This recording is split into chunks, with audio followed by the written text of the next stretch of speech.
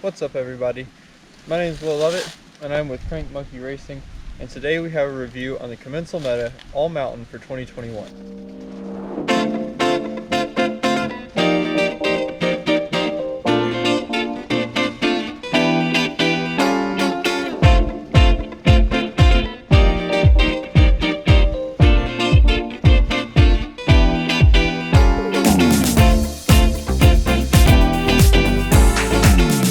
And as a quick disclaimer, I have no affiliation with Commencal. Let's start with the climbing. This bike, while it has a ginormous wheelbase of 1312, has also very short snappy chainstays. And why I think this translates into climbing is, well, at least around here in Asheville, we have very techy kind of steep climbs with lots of switchbacks and just general roots and wet slippery crap you gotta get over. And while I think the short chainstay helps a lot with this, because as soon as your front wheel is over, you don't really have too much to worry about, because over half the bike is over that obstacle. And it's much easier than you expect to get this giant enduro bike up and out of steep techy climbs. And then another thing about how this bike climbs is there's just traction for days.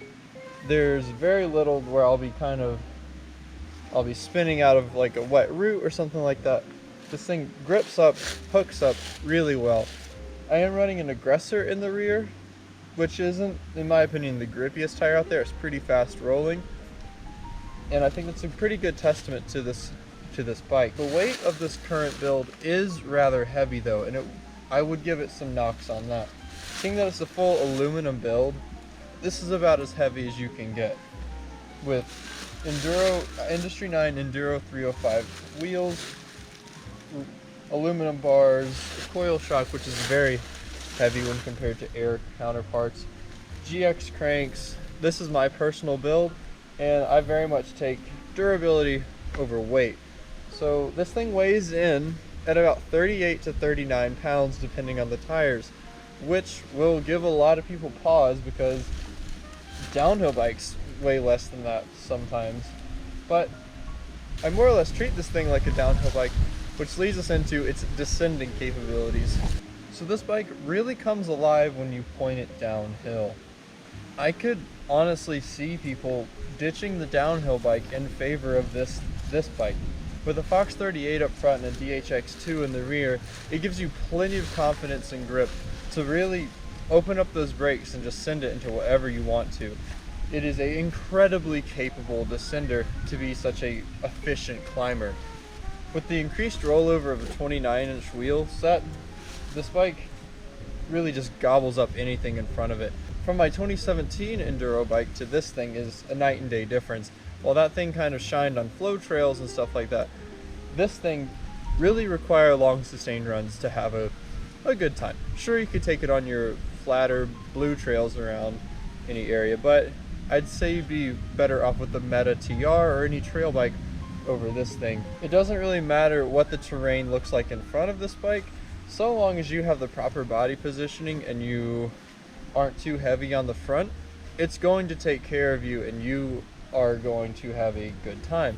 All in all, Commencal have done an excellent job with this bike at a really fantastic price point across the board. I got this frame for $1,500. I was able to put pretty much my dream parts on it. So at the end of the day, who is this bike for?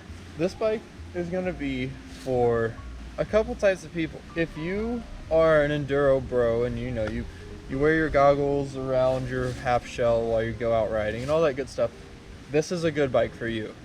It's incredibly stable, incredibly fast. It doesn't really get bogged down in turns too much. It's a very nimble bike for the size, and it can handle about anything you throw at it. If you consider yourself a park rat but you like to pedal on the weekdays, this would also be a bike for you. Due to its pedaling characteristics, it makes it more or less a do-it-all bike. And that's kind of the trend we're seeing with a lot of the enduro bikes these days. But this one, I will say, does it exceptionally well. And last, the third person I would consider this bike for is someone that takes very frequent weekend trips to bike parks. Let's say you live an hour away from a bike park and you have some elevation in your trails, but you don't want to necessarily destroy your trail bike, but you don't want to spend the cash on a downhill bike. This would be a good middle ground, and I think it could do a lot of Thank you for tuning in to Crank Monkey Racing, and if you have any questions, please drop them down in the comments below. I will be more than happy to answer any questions you have about this. Stay tuned for the next video. Thanks for watching. Bye.